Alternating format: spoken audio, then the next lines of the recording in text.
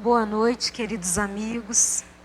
Com alegria estamos aqui mais uma vez e que Jesus possa guiar, orientar as nossas palavras nessa noite.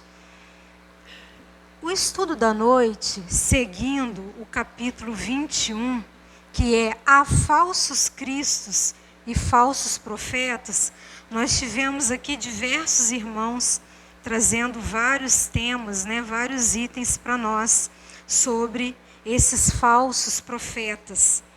Nós estudamos aqui, dentro desse haverá falsos cristos e falsos profetas, conhece a árvore pelo fruto, estudamos a missão dos profetas, os prodígios dos falsos profetas, não creiais em todos os espíritos, estudamos sobre os falsos profetas, os caracteres, do verdadeiro profeta. E hoje nós vamos ver lá no item 10, no Evangelho segundo o Espiritismo, os profetas da erraticidade.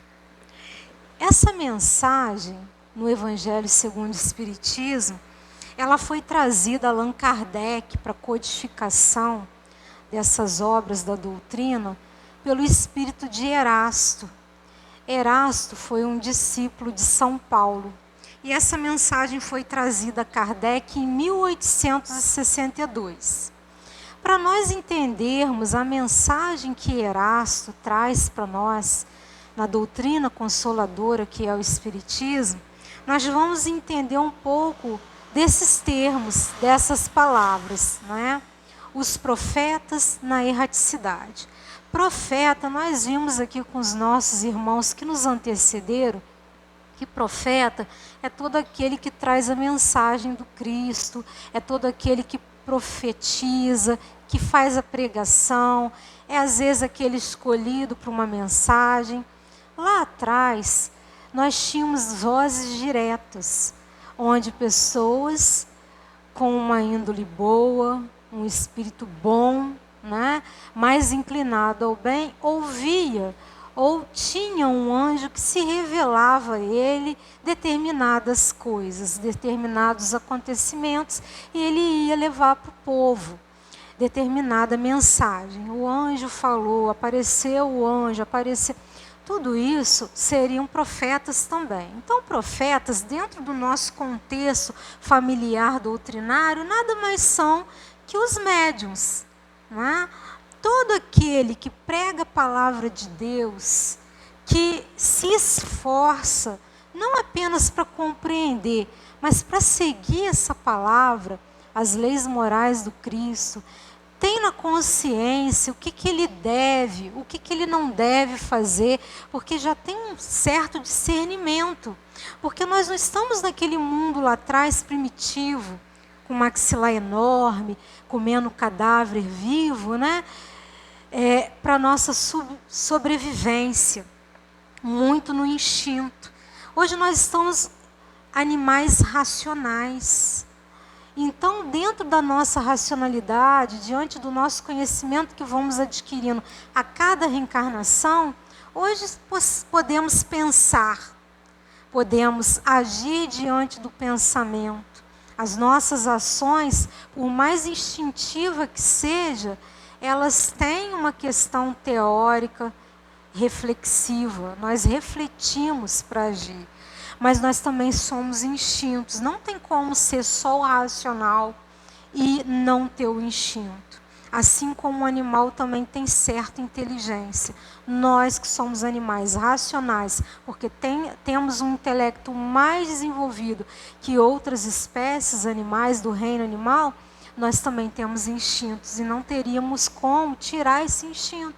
Ora, nós vamos instintivamente, vai cair esse copo aqui, instintivamente eu tento o quê? Segurar para que ele não espatife no chão. Eu não pensei, eu estou condicionada àquilo ali para poder não deixar que o copo se quebre. Então veja que nós agimos por instintos e agimos por inteligência. Claro que muito mais por inteligência, por sabermos discernir o que é certo, o que é errado, fazer escolhas mais plausíveis aos olhos de Jesus, diante da sua moral máxima evangélica que ele deixou aqui para nós. Então o profeta ele vai sempre profetizar algo, trazer algo bom, algo revelador. Só que desde Cristo ou antes dele já existiam pessoas que falavam coisas no mundo. Pessoas falando para outras pessoas, revelando futuro, fazendo adivinhações, os grandes oráculos, aquilo tudo.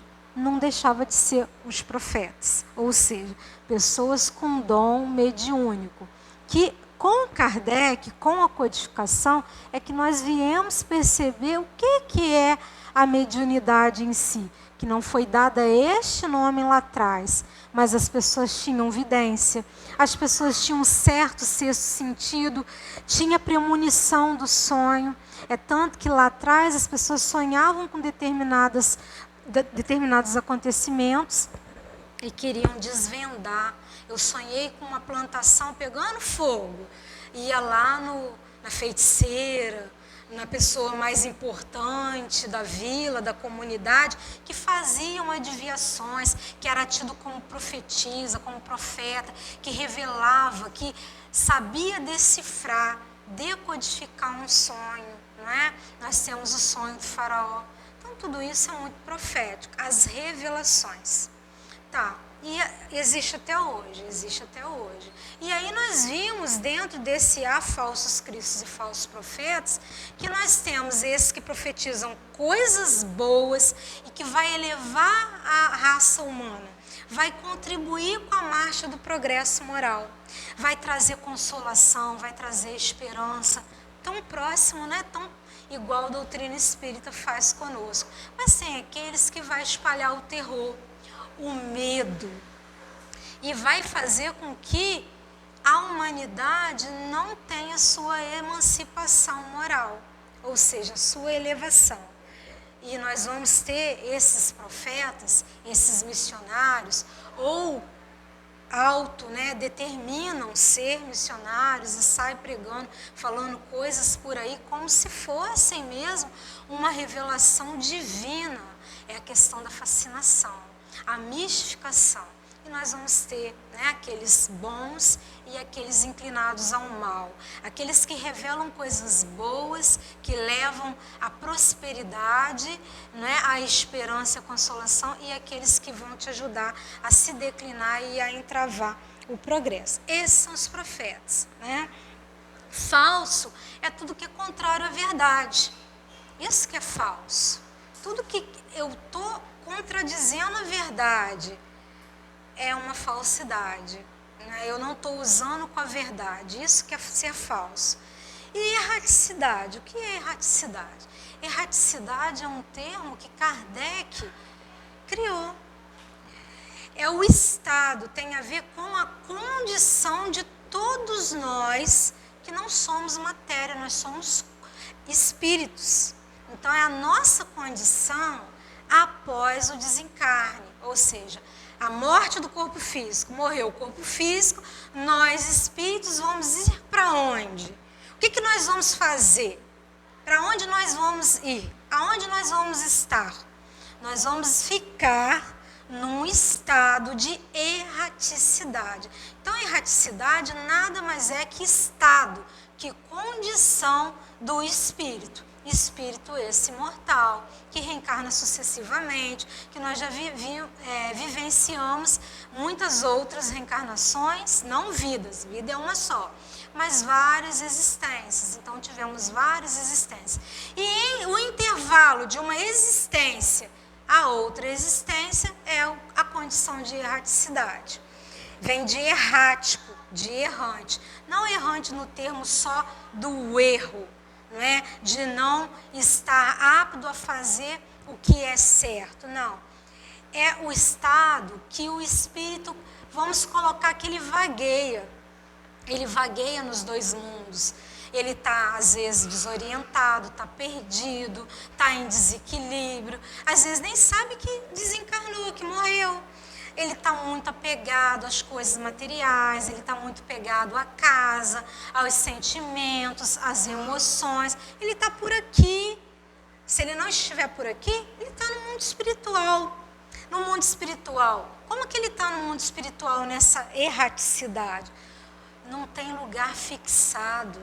Ele não está preso a lugar nenhum. Ah, mas todos dizem que nós vamos para o umbral. Mesmo se passarmos meses ou só alguns anos, porque já temos o conhecimento da doutrina espírita.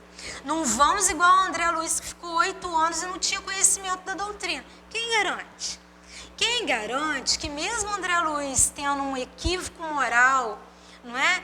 Ele contraiu doença, foi um suicida e não se deu conta dos excessos e do suicídio que ele provocou, indo mais cedo, não é? Interrompendo sua existência mais cedo, e ficou 8 anos sem o conhecimento da espiritualidade. Nós que temos, quem vai nos garantir que vamos ficar menos de 8 anos no umbral? Podemos ficar até mais. Por quê? Essa condição de erraticidade, de você não se prender a lugar nenhum, de você não estar fixado a lugar nenhum, é esse tempo, né, um estágio entre uma encarnação a outra que você tem que se depurar, você tem que se arrepender diante aquele filme que passa na sua mente, diante de você. É como um filme na TV que você assiste na sessão da tarde ou à noite. Aquelas cenas que você às vezes quer esconder e que vai passar lá. Como você agiu, como você foi egoísta, orgulhoso, invejoso, ciumento. Os nossos equívocos morais nos acompanham. Porque quando morremos, não nos tornamos anjo. Não mudamos da noite para o dia, nem do dia para a noite. Então, o que nos acompanha? Nossa bagagem. Bagagem de conhecimento, de aquisição do saber e da transformação moral. Se eu ainda não conseguir elevar as virtudes que eu preciso desenvolver, que eu vim aqui, eu não vim a passeio, eu estou numa escola aprendendo. E quando nós não aprendemos numa dada escolaridade, o que acontece? Nós repetimos a série. E antes nós repetirmos a 3ª série 2 vezes, a 4ª série 3 vezes, a 5ª e até o 2º grau, do que nós nos empurrarmos, né, igual a aprovação automática que todo mundo condena, até os pais que as crianças são aprovadas automaticamente. Por quê? Ele não aprendeu, ele não conquistou. A grande, né, probabilidade de cometer os mesmos erros é muito grande, porque ele não aprendeu. Então é preferível nós repetirmos a série, voltarmos aqui, reencarnarmos novamente e trabalharmos aquele equívoco moral, aquela má tendência, aquela má inclinação que eu preciso corrigir. Corrigir no outro, eu vou corrigir na Nádia? Não, tem que corrigir em mim. E a transformação, ela vem de dentro para fora. Não adianta eu apontar o dedo para o meu vizinho, eu vou apontar o dedo para o Mateus, mas ó, 1 está voltado para mim, 3 está voltado para Deus. Como é que é? Não, 3 para mim. Ó, olha só os 3 para mim, 1 para ele e 1 para Deus. Então nós não podemos apontar o dedo para ninguém, por isso que Jesus diz para sermos indulgentes. Então esse período de erraticidade eu posso ir para o umbral, se eu sou um espírito ainda, que estou em débito com essas questões morais, que eu ainda não me depurei, eu vou passar um tempo lá igual o André Luiz passou.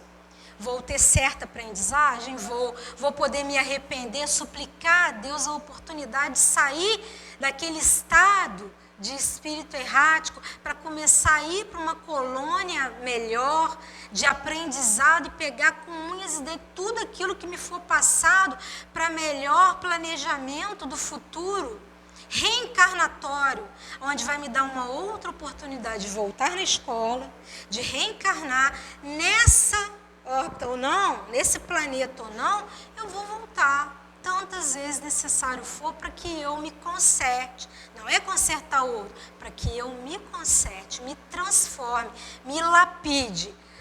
Né? Igual o escultor, vai lapidando a madeira e vai montando ali uma obra de arte. Aonde Jesus fez com os 12 apóstolos, tirou os defeitos, foi exaltando as qualidades. Às vezes nós queremos exaltar as qualidades em nós, não exaltamos no próximo. Ou exaltamos demais no outro e não valorizamos o que bom já temos em nós. Porque todos nós somos virtuosos, todos nós. E quando a gente pede para enumerar 10 virtudes e 10 defeitos, o defeito vocês numeram mais rápido. Porque nós nos conhecemos. E nós sabemos que temos defeito. E se a gente precisar colocar lá 10 virtudes, você fica assim, eu não sou tão bom assim. Porque a consciência nossa está ali, cobrando. Não é a doutrina espírita que cobra, é a consciência. E aí, Erasto fala para nós que os falsos profetas não se encontram unicamente entre os encarnados. Como assim? Porque se nós estamos falando de erraticidade, nós estamos falando de espíritos desencarnados, né? Esse estado entre uma encarnação e outra. Eles já estão do outro lado, ou aqui vagueando entre nós, esperando a oportunidade, ou querendo cobrar alguma coisa, né? Então, eles não encontram apenas entre nós, e Erasto diz, há um número muito maior, tá? Muito maior entre os espíritos orgulhosos. Quem são os espíritos orgulhosos? Desencarnados ou encarnados? A pegadinha aí, o que vocês acham? Quem são os espíritos orgulhosos, diante do que a gente já falou aqui? Espíritos encarnados ou desencarnados? Ou os dois? Aí eu ajudando, ó. Ou os dois? Os dois, né? Lembra que eu falei que nós não viramos anjos? Se nós não viramos anjos, vamos com toda a bagagem moral. Eu sou orgulhosa? Sou egoísta? Vou com as mesmas inclinações, né? Então, há espíritos num número muito maior entre os orgulhosos, mas não é só entre os orgulhosos do outro lado. Eles estão na erraticidade, são espíritos e ficam entre nós, pessoas orgulhosas, que aparentando amor e caridade, semeiam a desunião e retardam a obra de emancipação da humanidade. Fazendo o quê? Lançando-lhe de traves seus sistemas absurdos, depois de terem feito que seus médios os aceitem. Então, às vezes, determinados irmãos são médios, vão colocar um médio ostensivo. E aí ele tem aquele orgulho, aquela vaidade. Eu sou médio psicofônica, eu sou médio psicógrafo, eu sou médio vidente, os espíritos falam, traz mensagens maravilhosas, e eu sou um missionário do Cristo. Eu levo essas mensagens para uma multidão de pessoas. Eu tenho um orgulho, uma vaidade, né? Às vezes até um egocentrismo, quero ter holofotes em cima de mim, né, pompas. Isso é uma vaidade tola. E muitos dos médios, às vezes, em algum momento da vida, ao menos que quando está começando, ele fica muito iludido, sabe? Entusiasmado demais. E ele se torna uma presa fácil desses irmãos que estão na erraticidade e que vivem mais entre os orgulhosos. Porque eles fascinam as suas presas, que são os médiuns, que se sentem envaidecidos por esse dom, por essa mediunidade estar mais, né, desenvolvida nele. Ele se sente um privilegiado de Deus, um escolhido entre tantos outros. E aí ele não sabe lidar, ele fica envaidecido demais. E aí ele se torna presa fácil, porque esses irmãos orgulhosos, que estão entre os orgulhosos, os espíritos falsos profetas da erraticidade, eles colam nesses irmãos. Ao colarem nesses irmãos, eles enganam. Por isso que eles são falsos. Eles não tratam com a verdade. Eles são falsos, eles mentem. E aí eles fascinam. Eles pegam aqueles irmãos com certa mediunidade, com certo dom, com certa facilidade missionária de pregação, de falar bem, em todos os templos, não é só na doutrina espírita, nas outras denominações religiosas também. Depois que essas pessoas começam, não é, a acreditar nesses irmãos, fica fácil eles falarem o que quiser, fazerem o que quiser, porque eles já colocaram como sendo verdadeiros suas mensagens, vão falar ao pé do ouvido o que essas pessoas querem de fato escutar, vão mexer com seu ego inflamado, enorme, e aí eles começam, não agir por si só na coerência, né, da verdade, mas sim tudo o que esses irmãos querem. E aí ele lança seus sistemas. Que são os sistemas? Ideias equivocadas, não é? Que vai fazer com que vai travar o progresso da humanidade, a emancipação, a libertação, né, moral. Então ele coloca: para melhor fascinarem aqueles a que desejam iludir, para darem mais peso às suas teorias, que são os sistemas, teorias e ideias, né, se apropriam sem escrúpulo de nomes que só com muito respeito os homens pronunciam. E aí eles vão falar até que são Jesus, né? Vão dar comunicações, mensagens falando que é Cristo, assinando lá, né, como verdade que são Cristo. E aquele médium que foi, né, enganado, não está tão ali na questão, passando pelo crivo do bom senso e da lógica, da razão, ele está envaidecido, ele quer mostrar para o mundo que ele foi escolhido, ele foi tão escolhido que Jesus revelou algo para ele. Desvendou mais uma pontinha dos mistérios da divindade, do esquecimento do passado, escolheu a dedo ele para poder trazer ao mundo uma revelação. E aí eles aproveitam, né? São eles que espalham o fermento dos antagonismos. O que é antagonismo? Rivalidade. Eles começam a fazer atritos. E aonde não tem atrito? Aonde tem reunião de pessoas, sempre vai ter uma divergência de opinião. Como que nós vamos sair bem dela? Quando nós não estivermos com os nossos egos inflamados, com o nosso orgulho maior do que a vontade do trabalho com Cristo, para que tudo fique bem. Uma hora um cede, depois outro cede, vamos colocar na lógica, no bom senso, na razão. Pessoas às vezes se afastam do templo religioso por causa de pessoas e ainda rotulam e denigrem a imagem de uma instituição religiosa. Mas ao ir para uma outra instituição, lá vai estar quem? Pessoas com divergência de opiniões, porque cada um pensa de um jeito, cada um entende de uma forma, cada um está num patamar evolutivo, mas nós temos o bom senso e a razão, aonde as verdades, elas se mostram, elas se fazem presente.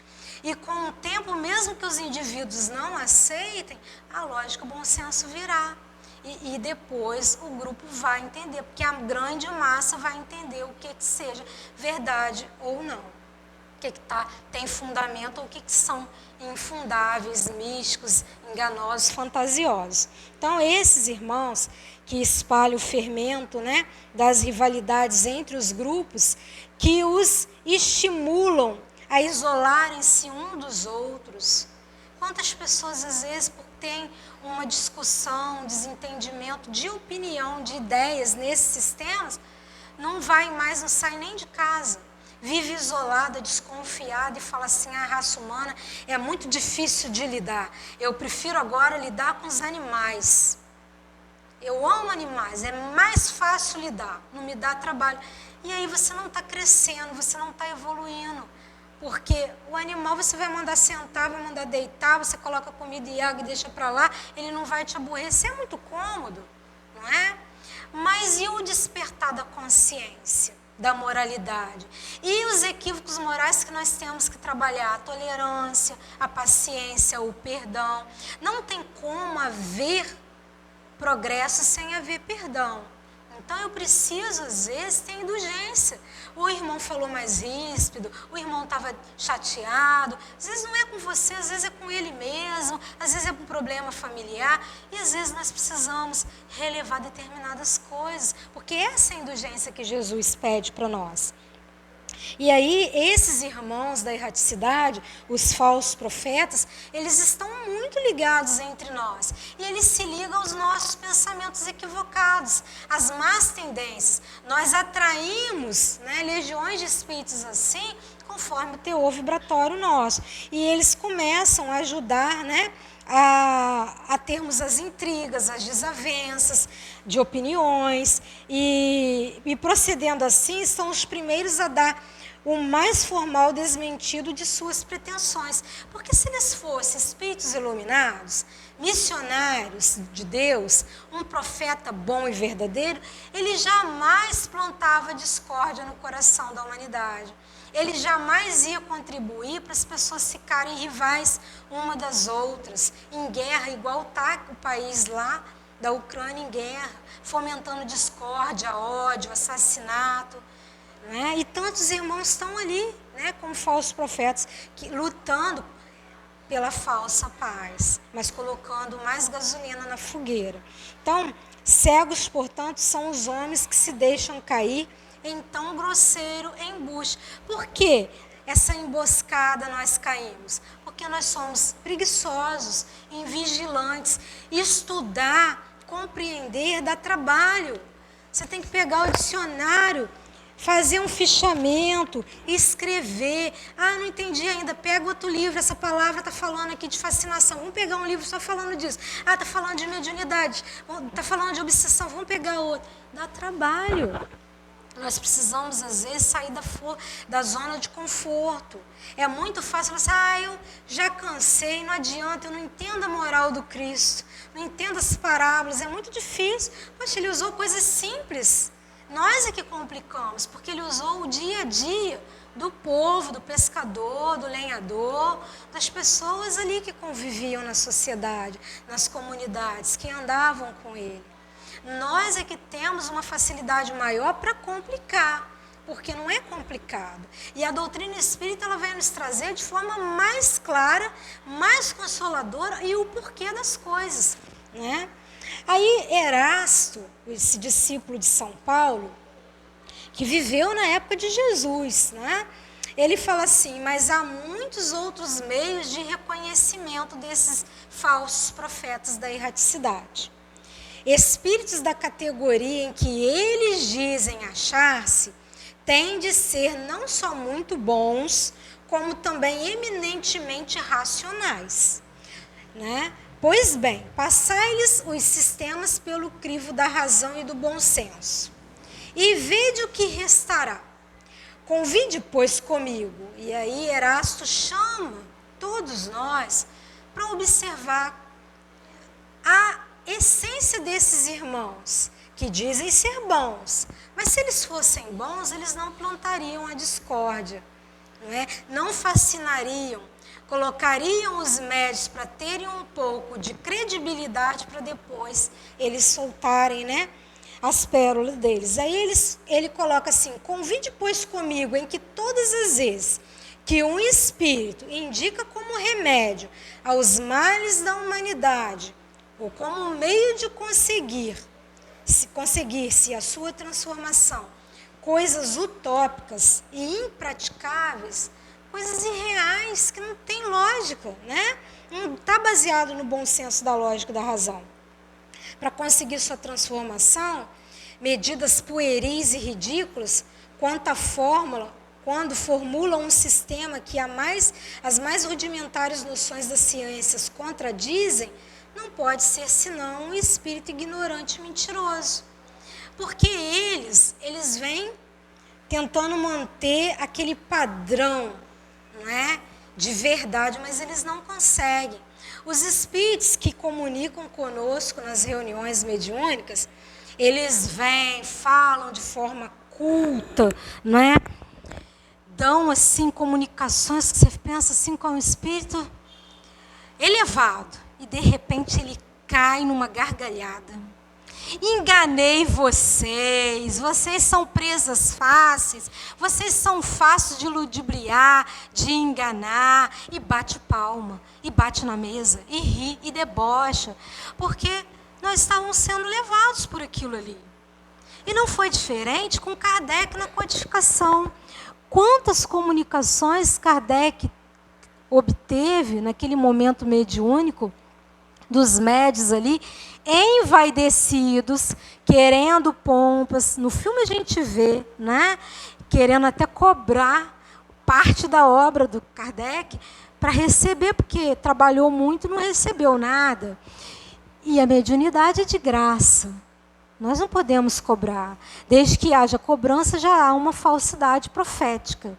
E ali não vai estar envolvido naquela naquele trabalho, espíritos abenegados de luz, e sim zombeteiros, brincalhões que vão iludir e enganar, não é?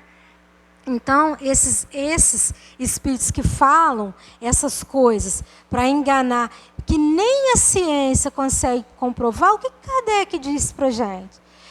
Que é muito melhor isolar, né? Não aceitar 1000 verdades do que aceitar uma mentira. Então, nós não podemos aceitar mentiras. E esses espíritos, eles caem em contradição. Não tem como eles sustentarem essa verdade que eles ditam e acreditam que vamos acreditar para sempre. Podemos acreditar por um certo momento, porque estamos ali fascinados. Mas se nós estivermos com vontade mesmo, nem que for de aparecer, querendo se envolver na mensagem do Cristo, na hora que nós fizermos a elevação dos nossos pensamentos numa prece, a mentoria, a espiritualidade amiga, benfazeja, se aproxima de nós e nos mostra, olha, o caminho não é esse. Vocês estão sendo enganados, vocês estão sendo equivocados em pensar dessa forma. Outras comunicações vêm. Como é que eu vou atestar a verdade desses irmãos? Quando esses irmãos não falarem só para mim, não falarem só para meia dúzia de médium, porque Kardec mostrou que a doutrina espírita tem um caráter universal, não é? A universalidade das comunicações dos espíritos. Então a mensagem vai vir aqui no Brasil, mas ela vai estar igual com o médium lá na França. Vai vir aqui em Três Rios, vai vir também em São Paulo. Quando é algo bom para as massas, para disseminar o que é bom, vai vir em todos os cantos, em todos os lugares. E é isso que atesta a credibilidade dos fatos mediúnicos, não é? Das predições, de tudo que aquele irmão está de fato preparado para receber, com a sua mediunidade do alto. Seja um espírito um pouquinho mais elevado que nós, ou seja, diretamente um espírito mais elevado. Se ele tiver condições para isso, como Kardec teve. Um espírito de escola preparado para codificar a doutrina espírita. Se ele viesse a falhar, nós teríamos Leon Denis para substituí-lo, e não foi preciso. Apesar dele ter contribuído muito com a doutrina espírita, também com o próprio Kardec. Então, nós vamos perceber que esses irmãos não vão, não é? Que tudo parte de um tríplice aspecto: filosófico, científico e religioso. E aí ele faz uma colocação que, por outro lado, crede que se nem sempre os indivíduos apreciam a verdade. Esta é apreciada sempre pelo bom senso das massas, constituindo isso mais um critério. Se dois princípios se contradizem, achareis a medida do valor intrínseco de ambos, verificando qual dos dois encontra mais ecos e simpatias. Fora, com efeito lógico, admitir-se que uma doutrina cujo número de adeptos diminua progressivamente seja mais verdadeira do que a outra, que veja o dos seus em contínuo aumento. Querendo que a verdade chegue a todos, Deus não a confina num círculo acanhado. Fala surgir em diferentes pontos, a fim de que, por toda parte, a luz esteja ao lado das trevas. Presta atenção, para que a luz esteja ao lado das trevas, não é privilégio de um médium receber aquela comunicação. O que Erasto faz é nos chamar a atenção. A importância da dúvida. Nós precisamos ser São Tomé, às vezes, duvidai, perguntai o tempo todo. Mas por que isso? Mas por que aquilo? Por que tem que ser assim? É o senso da lógica, do bom senso e da razão que vai dar base para que eu creia ou não em determinadas coisas. E esses espíritos, eles se contradizem, porque eles se colocam numa essência muito grande, envaidece o médium que dá a comunicação e depois caem. E quando ele fala de sistemas que diminuem os seus adeptos por causa dessa controvérsia de ideias, nós vamos vendo na sociedade escândalos. E Jesus disse, o escândalo vai acontecer, é necessário que aconteça, mas ai daquele que praticar o escândalo. E nós temos visto em religiões diversas escândalos acontecendo. Entre determinados, pessoas religiosas que estão à frente do trabalho, coisas amorais dentro dos templos. E volta e meia, toda semana tem um escândalo.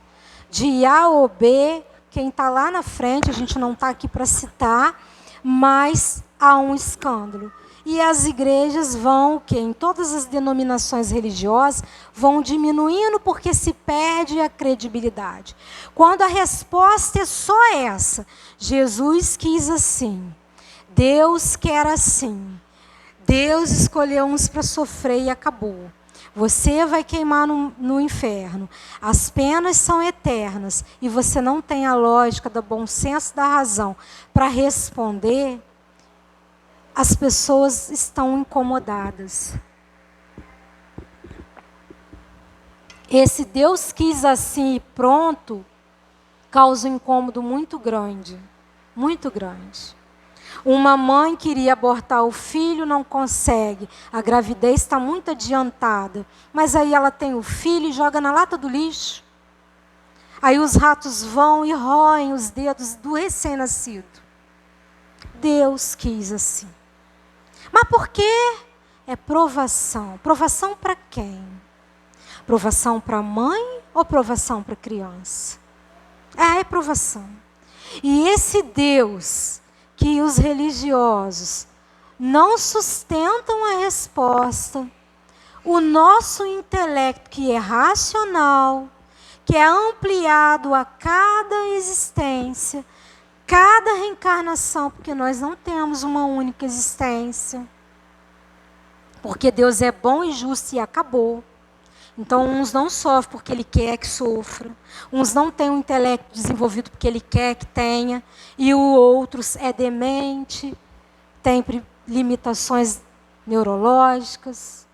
Essa criança que foi colocada lá e que o rato roeu os dedos, Deus jamais ia querer o sofrimento dela, mas permitiu, porque tem uma causa, porque tem uma consequência, porque tudo tem um efeito, tem uma lógica. Mas se eu acreditar numa única existência, nessa vidinha aqui, que começou no berço, termina no túmulo e acabou, eu não posso acreditar num Deus bom, justo e misericordioso.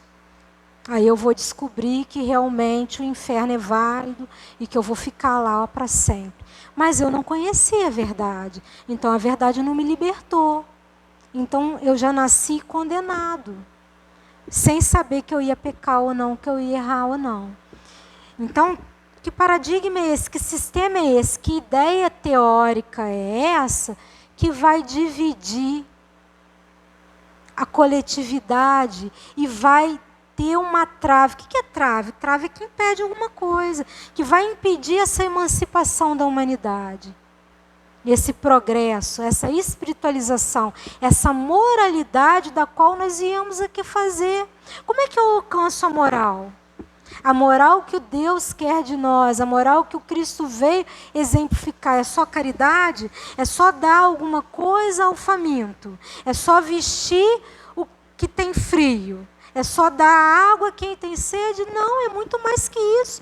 Isso é o básico. É eu saber ouvir, é eu saber falar, é eu saber fazer. Com indulgência, com perdão, com amor. Nas minhas limitações, mas sabendo que o outro também tem a dele. Né? E aí Erasto continua. Repeli sem condescendência. O que é isso? Não é? Eu tenho que repelir esse ato. Eu não posso estar a favor disso. Aí eu pego uma mensagem, a Bezerra de Menezes disse, vai ter a metade da raça humana ceifada por causa da pandemia. Bolas de fogo vão ser jogadas sobre a terra. Será que um espírito tão elevado vai estar fazendo essas predições, essas revelações para médios? Só os fascinados e espíritos, o quê? Falsos profetas da erraticidade. E o que ele fez? Colocou o nome de Bezerra de Menezes. Aí o médium é invigilante, o médium quer ostentar, quer achar que está recebendo Bezerra de Menezes, ele lança isso nas redes sociais. Os espíritos vão trazer pavor para a raça humana? Vão trazer discórdia? Não. Então vamos colocar na balança, na moral, na razão, no bom senso, a doutrina dos espíritos trazida por Kardec. Não vamos ficar iludidos nessas coisas, não é?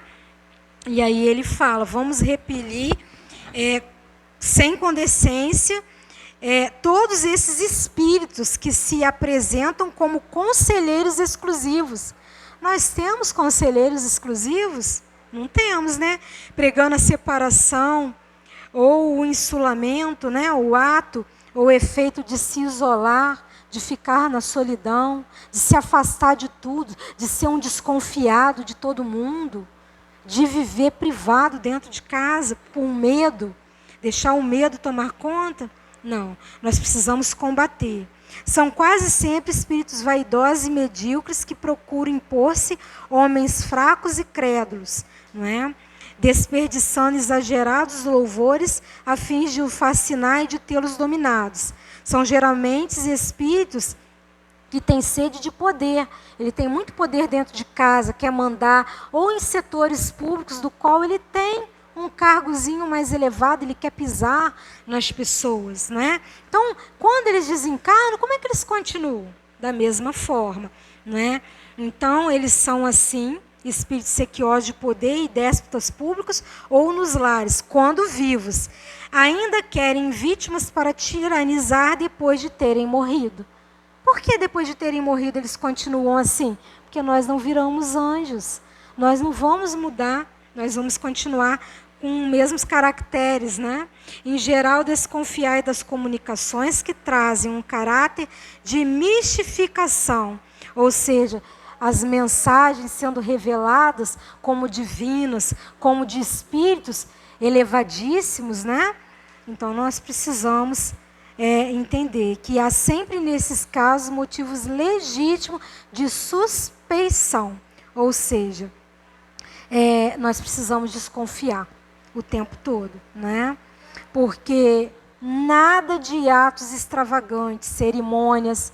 Se a gente começar aqui com muita cerimônia, vamos colocar umas luzes vermelhas, verdes, amarelas para o passe, vamos começar a fazer colocar outras coisas, cultismos, outras seitas espiritualistas, vamos pegar um modismo que está dando certo, está muito falado na rede social, vou implantar aqui na casa espírita. Cuidado, isso não é codificação, isso não é espiritismo de Kardec. Não é isso que Kardec fez. Porque isso não é a fala de Kardec. Kardec está trazendo a mensagem de espíritos, não é? Não é ele que está dizendo isso. Estais certos igualmente de quando uma verdade tem de ser revelada aos homens, é, por assim dizer, comunicada instantaneamente. Nós falamos da universalidade, né? A todos os grupos sérios que dispõem de médios também sérios, e não a tais ou quais com exclusão dos outros. Nenhum médio é perfeito e está obsediado. E se está obsediado, e há manifesta obsessão quando o médio só é apto a receber comunicações de determinado espírito, por mais alto que este procure colocar-se, consequentemente, todo médio, todo grupo que considerem privilégio seu receber as comunicações que obtém e que, por outro lado, se submetem às práticas que tendem para a superstição, indubitavelmente se acham presas de uma obsessão bem caracterizada. Ou seja, médios que só dão comunicação a determinados espíritos. Ou seja, só aqueles espíritos que se comunicam através dele. Esse espírito ninguém mais, né, recebe. Vocês vão perceber que Zé Arigó, que Dr. Fritz e tantos outros espíritos que fazem cura, que fazem mensagens belíssimas, que elevam a alma, né, a humanidade, eles não são patrimônios de um médium. Eles dão comunicação em várias casas espíritas.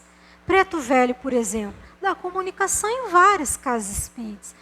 Então, um médium, ele não detém um espírito só para ele, para se comunicar só com ele. Nós precisamos passar no crivo da lógica e da razão, do bom senso.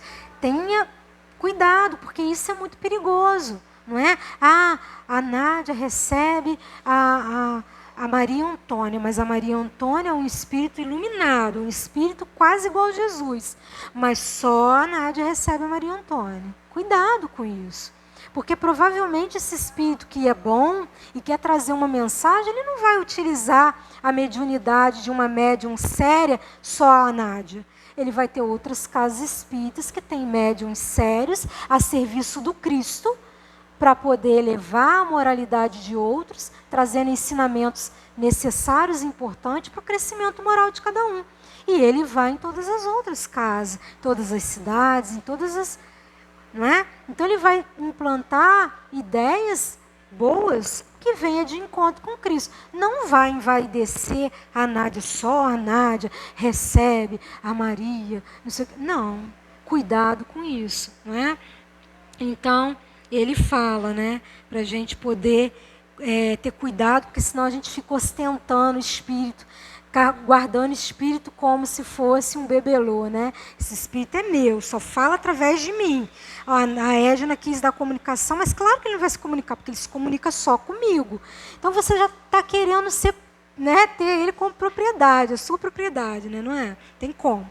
E aí ele coloca, é incontestável, ou seja, não tem como refutar e contestar, que submetendo ao crivo da razão e da lógica, todos os dados e todas as comunicações dos espíritos, fácil se torna rejeitar a absurdidade e o erro.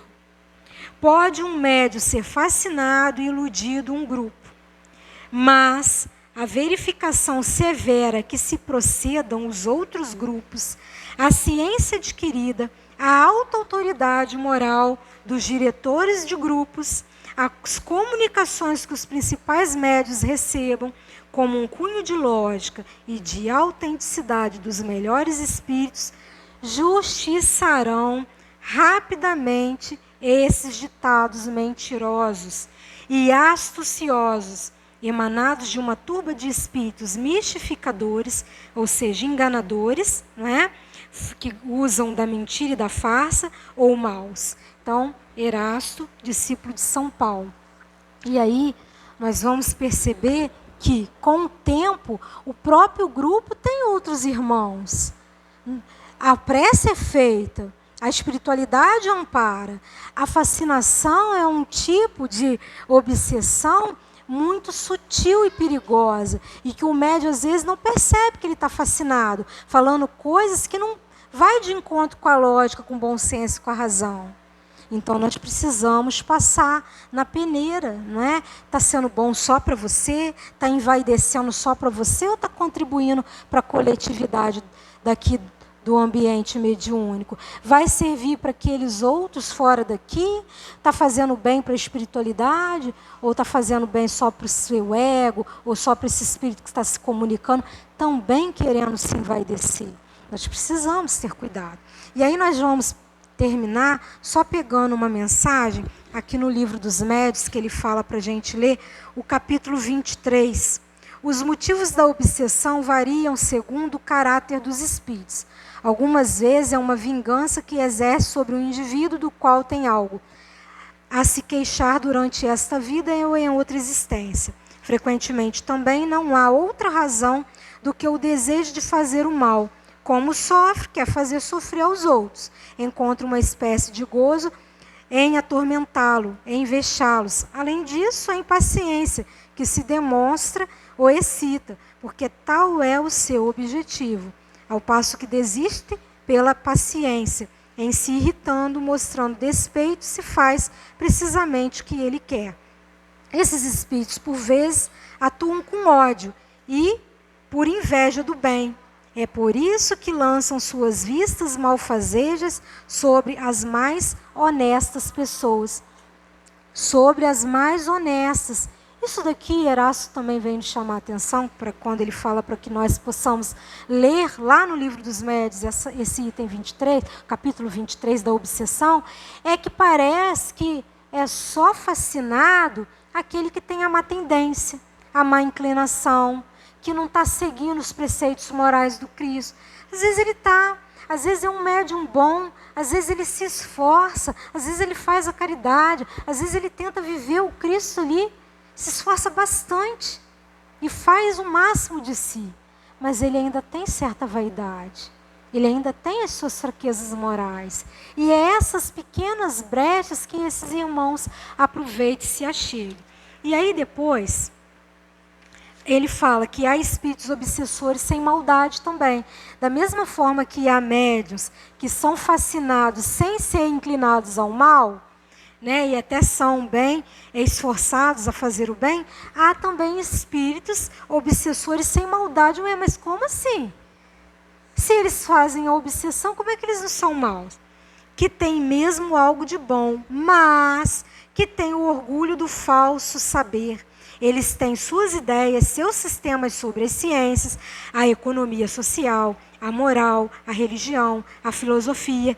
Querem fazer prevalecer sua opinião e procuram para esse efeito médiuns bastante crédulos para aceitá-los de olhos fechados e que fascinam para impedi-los de discernirem o verdadeiro do falso. Quantos irmãos chegaram na reunião mediúnica ao longo dessa caminhada e falaram: eu sou um espírito inteligente, eu domino a ciência, eu sei da matemática, eu inventei a fórmula tal e tal, eu sou o inimigo de Jesus. E aí ele começa a se contradizer. Ele pode ser um homem de ciência, pode ter sido um homem de ciência na Terra, pode ter um cabedal de conhecimento incrível, ímpar, ninguém vai tirar isso dele. Mas é vaidoso, ostenta essa ciência que ele domina, da física, da química, da biomedicina, da teologia. Ele acha que ele já é até Jesus, porque ele conhece tanto. Ele sabe falar todos os capítulos, versículos. Ele conhece tudo de trás para frente. Então ele é quase Cristo. E aí esse quase Cristo, Kardec colocou para nós, na mensagem que ele recebeu, 200 e... Deixa eu pegar aqui. A mensagem de Jesus. Olha a psicografia intitulada que era Jesus. São duas que tem aqui. Filhos da minha fé, cristão da minha doutrina, esquecida pelo interesse das torrentes e da filosofia materialista. Segue-me pelos caminhos da Judéia, segue a paixão da minha vida. Contemplai meus inimigos agora, vede meus sofrimentos, meus tormentos e meu sangue derramado pela minha fé. Filhos espiritualistas de minha nova doutrina, estejais preparados para suportar, para desafiar as torrentes da adversidade, os sarcasmos dos vossos inimigos. A fé marchará sem cessar, segundo a vossa estrela, do mesmo modo que a estrela conduziu pela fé os magos do Oriente ao presépio. Quaisquer que sejam vossas adversidades, quaisquer que sejam vossas penas e as lágrimas que tereis derramado sobre esta esfera de exílio, tomai coragem, persuadi-vos de que a alegria que vos inundará no mundo dos espíritos estará bem acima dos tormentos da vossa existência passageira. O vale de lágrimas é um vale que deve desaparecer para dar lugar à brilhante morada de alegria, de fraternidade e da união, onde pela vossa obediência à santa revelação chegareis. A vida, meus caros irmãos, dessa esfera terrestre, toda preparatória, não pode durar senão o tempo necessário para viver bem, preparado para essa vida, que não poderá jamais acabar. Amai-vos como eu vos amei e como vos amo ainda. Irmãos, coragem, irmãos. Eu vos abençoo no céu, vos espero. Jesus. Jesus deu a comunicação ao médium. Não é dizer que o médium não tenha mérito para receber Jesus. Só que Jesus, para ser o Jesus, ele levou mais de 40 bilhões de anos para ser Jesus. Porque Deus não privilegiou, escolheu ser o espírito de luz iluminado e vai, ser lá governador do planeta Terra e vai levar a mensagem ao mundo, para todo mundo seguir e ficar perfeito. Não. Ele foi galgando, ele foi feito simples, ignorantes como todos nós. E esse médium, por mais esforço que ele faça para receber Jesus falando nessa linguagem, se nós remontarmos todos os apóstolos que anunciam Cristo, todos os profetas que falam da vivência do Cristo na terra, dos seus exemplos deixados, a linguagem é bem diferente. E aí olha o que os espíritos falam para Kardec. Nota. Não há, sem dúvida, nada de mal nessas, são duas, tá? Nessas duas comunicações de Jesus.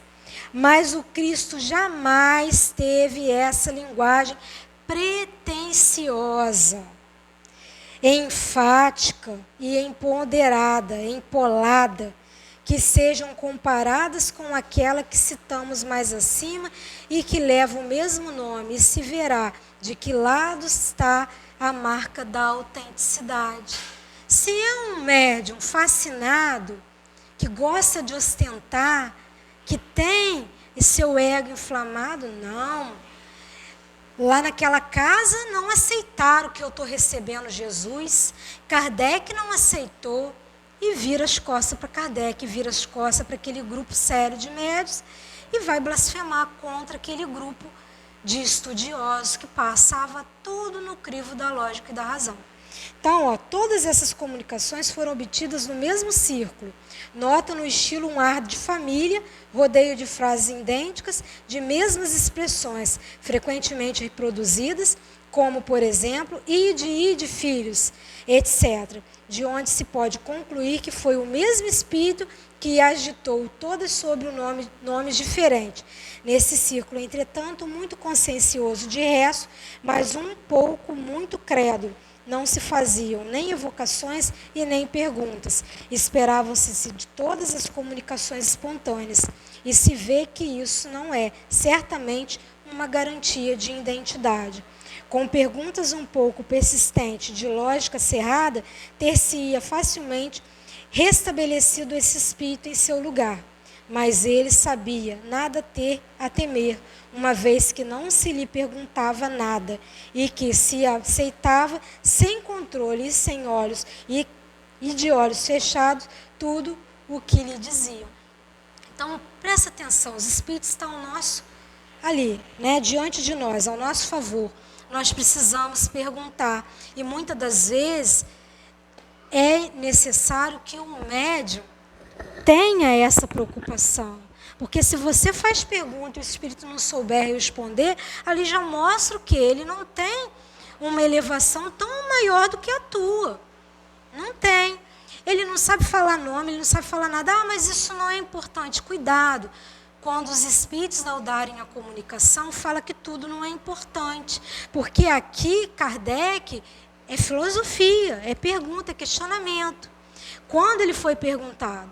Hora nenhuma. E ali na lógica, no crivo da razão, ele já não passou. Até porque todos os espíritos que se comunicaram e deram nome, usaram o mesmo teor, linguístico, a mesma teoria. Só mudaram, falando é Ernesto, é isso, é aquilo, é santo isso, até chegar a Jesus. Nós precisamos duvidar, nós precisamos questionar. E o próprio médium, ele sabe distinguir. Ele está ali, mas ele não deixou seu corpo. E ele vem e prepara o caminho. Ele vê um espírito, quando quer xingar o médium, não vai xingar. Um espírito que começar a querer derrubar tudo, ele não vai derrubar tudo. Então, nós precisamos sempre passar.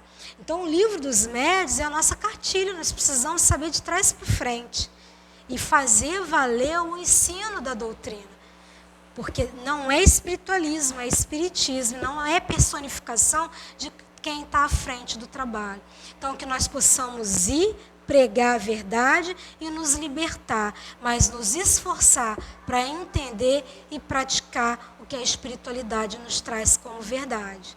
Tá bom? Não é qualquer mensagem que a gente vê nas redes sociais, recebe no WhatsApp, fomentando discórdia, fomentando temor, que o mundo vai acabar. Isso não é doutrina espírita. Então vamos estudar mais, vamos orar mais e vamos seguir Cristo. Que Jesus esteja conosco hoje e sempre, que assim seja.